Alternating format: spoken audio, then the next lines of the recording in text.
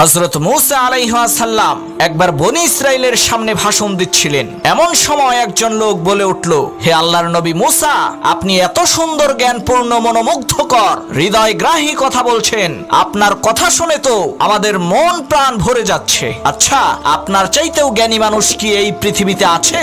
তখন হযরত মূসা আলাইহিস সালাম বললেন, না, আমিই সবচাইতে জ্ঞানী, আমার থেকে জ্ঞানী এই পৃথিবীতে আর কেউ নাই। হযরত মূসা আলাইহিস সালাম এই কথাটা এমনি এমনি বলেন নাই, তিনি অনেক ভেবে চিন্তে বুঝে শুনেই বলেছিলেন। কারণ প্রত্যেক জামানার মধ্যে সবচাইতে জ্ঞানী ব্যক্তি তারাই যারা ওই জামানার নবী। যেহেতু হযরত মূসা আলাইহিস সালাম আল্লাহ তাআলার একজন নবী ছিলেন এবং রাসূল ছিলেন, আল্লাহ তাআলা তার উপরে আসমানি কিতাব নাজিল করেছিলেন, এজন্যই তিনি বলেছেন যে আমি সবচাইতে জ্ঞানী। কিন্তু মহান আল্লাহ রাব্বুল আলামিনের কাছে হযরত মূসা আলাইহিস সালামের এই কথাটি পছন্দ হয়নি। তাই আল্লাহ তাআলা হযরত মূসা আলাইহিস সালামকে বললেন, হে মূসা, তোমার চাইতেও জ্ঞানী মানুষ এই দুনিয়াতে আছে, তুমি তার কাছে যে জ্ঞান শিক্ষা করো। হযরত মূসা আলাইহিস সালাম বললেন, হে আল্লাহ, আমি তো তাকে চিনি না, আমি তার কাছে কিভাবে যাব? আল্লাহ তাআলা বললেন, মূসা, তুমি একটা মৃত মাছ নিয়ে দুই সাগরের সঙ্গম স্থলে যাবে। দুইটি সাগর যেখানে মিলিত হয়েছে সেখানে গেলেই তোমার সেই মাছটি হারিয়ে যাবে, আর সেখানেই তুমি আমার সেই বান্দাকে খুঁজে পাবে। হযরত মূসা আলাইহিস সালাম আল্লাহ তাআলার কথা মতো তার ব্যাগের মধ্যে একটি মৃত মাছ নিলেন এবং তার সঙ্গী হিসেবে হযরত ইউশা ইবনে নুন আলাইহিস সালামকে সাথে নিয়ে দুই সাগরের সঙ্গম স্থলে পৌঁছাবার জন্য যাত্রা শুরু করলেন। তারা দুইজন মিলে সাগরের পার ধরে হাঁটছেন, আর মূসা আলাইহিস সালাম তার খাদেমকে বলছেন, ওয়াইদ ক্বালা মূসা লিফাতাহু লা আবরাহু হাত্তা আবলুগা মাজমাআল বাহরাইনি আও আমদি হুকুবা। দুই সাগরের সঙ্গম স্থলে পৌঁছানোর আগ পর্যন্ত আমি আমার সফরকে শেষ করব না, অন্যথায় আমি যুগের পর যুগ ধরে, বছরের পর বছর ধরে চলতেই থাকব। এখানে অবাক করা বিষয় হলো, হযরত মূসা আলাইহিস সালামকে আল্লাহ রাব্বুল আলামিন আসমানি কিতাব দিয়েছিলেন, তিনি নবী ছিলেন এবং রাসূল ছিলেন, তবুও তার জ্ঞান শিক্ষা করার প্রতি কত আগ্রহ! সুবহানাল্লাহ। তো যাই হোক, এক সময় হাঁটতে হাঁটতে তারা ক্লান্ত হয়ে পড়লেন। তারা তাদের ক্লান্তি দূর করার জন্য অনেক বড় একটি পাথরের ছায়ায় কিছুক্ষণ বিশ্রাম নিচ্ছিলেন। এমন সময় ঘটল এক আশ্চর্য ঘটনা। তারা যে শিলাখণ্ডের পাশে বিশ্রাম নিচ্ছিলেন, সেই পাথরটার উপর দিয়ে একটা ঝর্ণা প্রবাহিত হচ্ছিল। সেই ঝর্ণার নাম হচ্ছে আল হায়াত। এই ঝর্ণার পানির একটা বিশেষত্ব হলো, কোন মৃত প্রাণীর গায়ে যদি এই আল হায়াতের পানি লাগে, তাহলে সাথে সাথে ওই মৃত প্রাণীটি জীবিত হয়ে যায়। হযরত মূসা আলাইহিস সালাম তার ব্যাগে করে যে মৃত মাছটি নিয়ে এসেছিলেন, সেই মাছের গায়ে ওই আল হায়াতের একটু পানি এসে লাগে, সাথে সাথে সেই মাছটি জীবিত হয়ে ব্যাগের মধ্যে লাফাতে শুরু করে। এদিকে হযরত মূসা আলাইহিস সালামের খাদেম ইউশা ইবনে নুন মাছের লাফানোর আওয়াজ শুনে ঘুম থেকে উঠে দেখতে পান মাছটি লাফাতে লাফাতে সাগরের মধ্যে চলে গেল। অবাক করা বিষয় হলো, মাছটি পানির মধ্য দিয়ে যেখান দিয়ে যাচ্ছে সেখান দিয়ে একটি সুড়ঙ্গ তৈরি হচ্ছে, পানি চারপাশে সরে যে গোলাকার একটি রাস্তা তৈরি হচ্ছে। হযরত মূসা আলাইহিস সালামের খাদেম এই দৃশ্যটি দেখে বিস্ময়ে বিমূঢ় হলেন, কিন্তু মূসা আলাইহিস সালামকে ঘুম থেকে জাগানোর সাহস পেলেন না। কারণ মূসা আলাইহিস সালাম প্রচন্ড রাগী নবী ছিলেন। তাই তিনি চিন্তা করলেন, মূসা আলাইহিস সালাম ঘুম থেকে উঠলেই তাকে এই বিষয়ে জানাবেন। কিন্তু মূসা আলাইহিস সালাম যখন ঘুম থেকে উঠলেন, তখন সেই খাদেম মূসা আলাইহিস সালামকে এই আশ্চর্য ঘটনাটি বলতে ভুলে গেলেন, যার কারণে তারা দুজনে আবার সামনের দিকে রওনা করলেন। অনেক দূর যাওয়ার পর মূসা আলাইহিস সালাম তার খাদেমকে বললেন, আজকের সফরে তো আমরা ভীষণ ভাবে ক্লান্ত হয়ে পড়েছি, ব্যাগ থেকে আমাদের নাস্তা বের করো, আমরা কিছু খাওয়া দাওয়া করে নিই, ইনশাআল্লাহ এতে করে আমাদের ক্লান্তি কিছুটা দূর হবে। হযরত মূসা আলাইহিস সালাম এই কথা বলার সাথে সাথে তার খাদেম বলে উঠল, হুজুর, আমরা যে পাথরের পাশে বিশ্রাম নিচ্ছিলাম সেখানে একটা আশ্চর্য ঘটনা ঘটে গেছে। আমি আপনাকে সেই ঘটনাটা বলতে চেয়েছিলাম, কিন্তু শয়তান আমাকে ভুলিয়ে দিয়েছে, তার জন্য বলতে পারি নাই,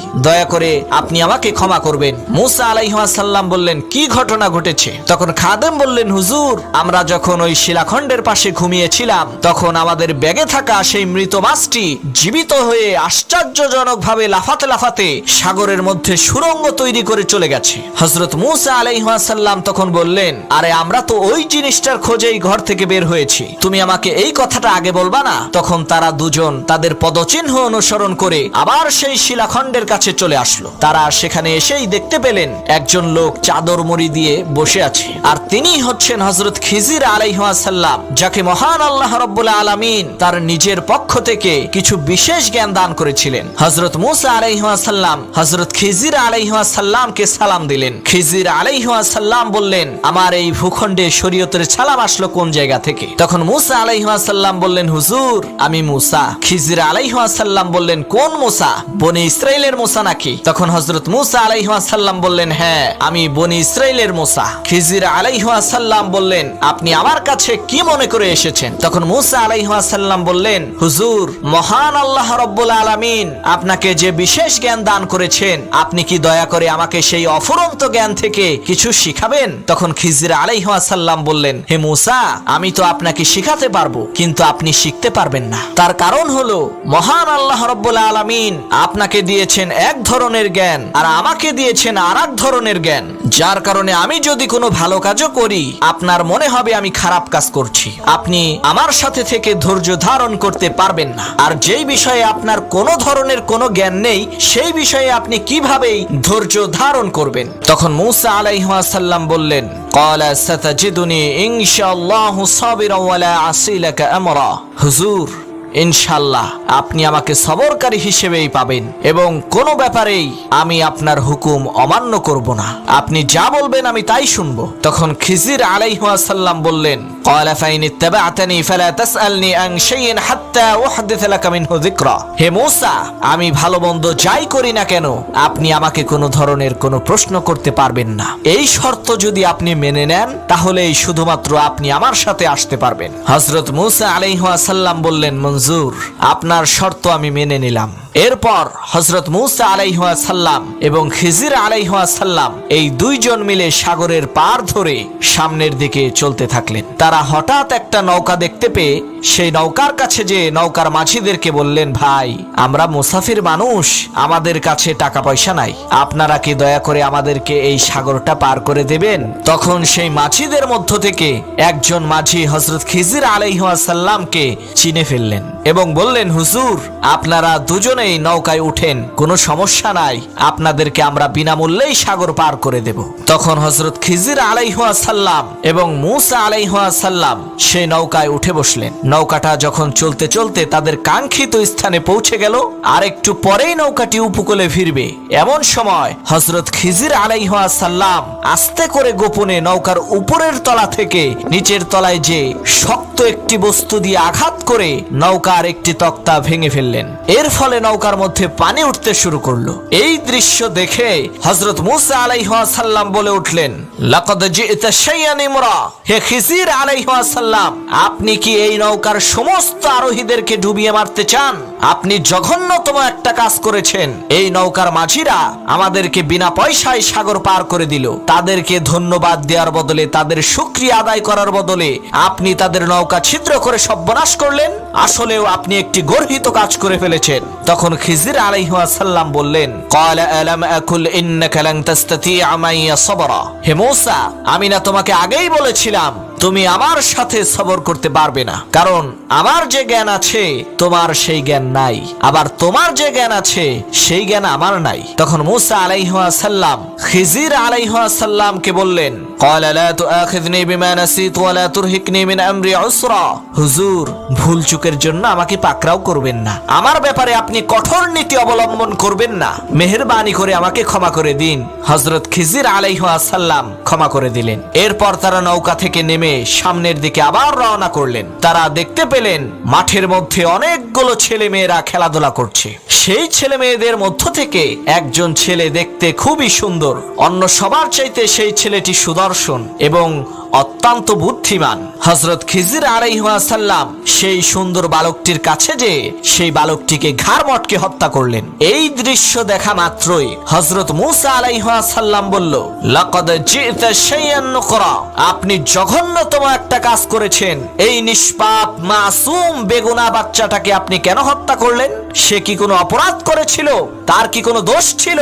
এই নিকৃষ্ট আর জঘন্য সাংঘাতিক কাজটা আপনি কিভাবে করতে পারলেন? তখন খিজির আলাইহিসসালাম বললেন, ক্বালা আলাম আকুল লাকা ইন্নাকা লান তাসতাতিআ মাইয়া সাবরা। আমি না তোমাকে আগেই বলেছিলাম তুমি আমার সাথে সবর করতে পারবে না? হে মূসা আমি তোমাকে আগেই বলেছিলাম আমার যে জ্ঞান আছে সেই জ্ঞান তোমার নাই, তোমার যে জ্ঞান আছে সেই জ্ঞান আমার নাই, তুমি কখনোই আমার সাথে ধৈর্য ধরতে পারবা না। তখন মূসা আলাইহিস সালাম বললেন, ক্বালা ইন সাআলতুকা আন শাইইন বা'দাহা ফালা তুসাহিবনি ক্বাদ বালাগতা মিন লাদুন্নি উযরা।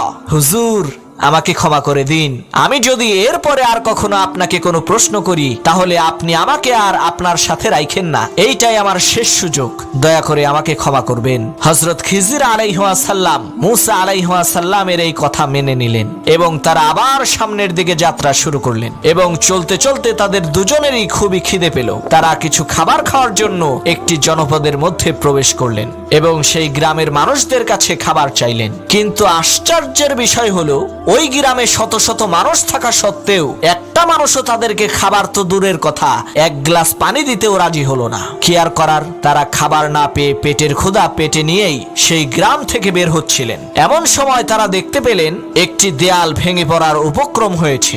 দেয়ালটা একেবারে বাঁকা হয়ে আছে। কেউ যদি এই দেয়ালটাকে ঠিক না করে তাহলে দেয়ালটা কিছুদিন পরেই ভেঙে পড়বে। হযরত খিজির আলাইহিস সালাম অনেক সময় এবং শ্রম দিয়ে সেই দেয়ালটা খুব সুন্দর মতো মেরামত করে দিলেন। হযরত খিজির আলাইহিস সালামের এই কাণ্ড দেখে হযরত মূসা আলাইহিস সালাম বললেন, ক্বালা লাউ শি'তা লাত্তাখাযতা আলাইহি আজরা।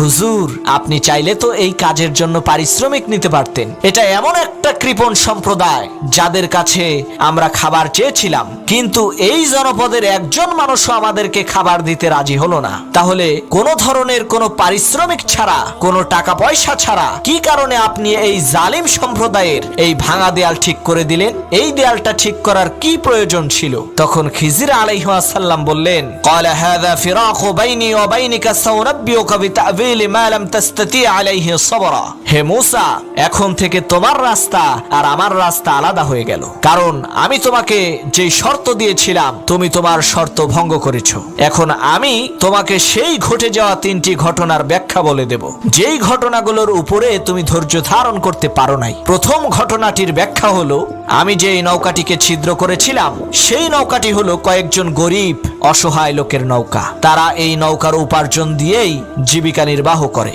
তাদের সংসার চালায়। কিন্তু এই নৌকাটি যেই ঘাটে এসে নোঙ্গর করেছিল সেই ঘাট থেকে একটু দূরেই এক জালিম বাদশা তার সৈন্যবাহিনী দিয়ে অবৈধভাবে মানুষের প্রত্যেকটা ভালো নৌকা যুদ্ধে যাওয়ার জন্য জোর করে নিয়ে নিচ্ছিল।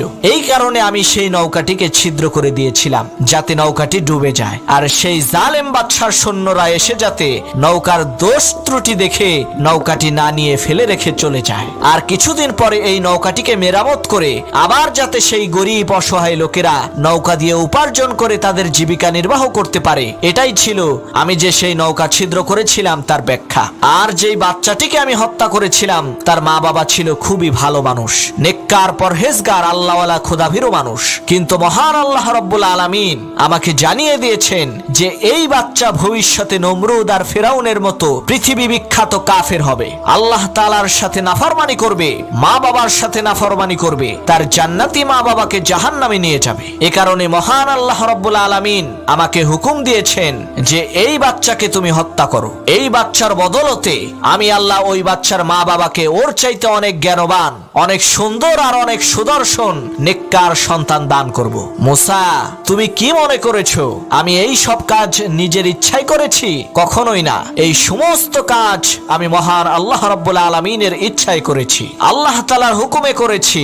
আল্লাহ তাআলার হুকুম ব্যতীত আমি কোনো কাজ করিনি। প্রিয় ভাই সব, পরবর্তীতে জানা গেছে খিজির আলাইহিস সালাম যেই ছেলেটিকে হত্যা করেছিলেন, আল্লাহ রাব্বুল আলামিন ওই সন্তানের মায়ের গর্ভে বনি ইসরাইলের 7 জন পয়গম্বরকে পাঠিয়েছিলেন। সুবহানাল্লাহ। হযরত খিজির আলাইহিস সালাম বললেন, মূসা, এখন বাকি থাকলো শুধু ওই দেওয়াল মেরামত করার ব্যাপারটি। আমরা যে দেয়ালটি মেরামত করেছিলাম ওই দেয়ালের নিচে গুপ্তধন রয়েছে, আর এই গুপ্তধনের মালিক হলো 2 জন এতিম ছেলে। ওই 2 জন এতিম ছেলে আবার গ্রামে থাকে না, তারা শহরে থাকে। তাদের বাবা ছিল খুবই ভালো মানুষ, নেককার মানুষ। তাদের বাবা ইন্তেকালের আগে তাদের দুজনকে বলে দিয়ে গেছে যে অমুক গ্রামে অমুক দেয়ালের নিচে তোমাদের জন্য গুপ্তধন রেখে দিয়েছি, কিন্তু সেই গুপ্তধন তোমরা এখনই বের করতে যেও না, যখন তোমরা বড় হবে তখনই বের করবে, না হয় তোমাদের সেই গুপ্তধন তোমাদের আত্মীয় স্বজন অথবা তোমাদের পাড়া প্রতিবেশীরা জোরপূর্বক তোমাদের কাছ থেকে ছিনিয়ে নেবে। হযরত খিজির আলাইহিস সালাম বললেন, হে মূসা, মহান আল্লাহ রাব্বুল আলামিন আমাকে ওই দেওয়ালটা মেরামত করার জন্য হুকুম করেছেন। আমি নিজের ইচ্ছায় মেরামত করিনি, আল্লাহ তাআলার হুকুমে করেছিলাম। কারণ মহান আল্লাহ রাব্বুল আলামিন ওই নেককার লোকের সম্পদকে হেফাজত করতে চেয়েছিলেন।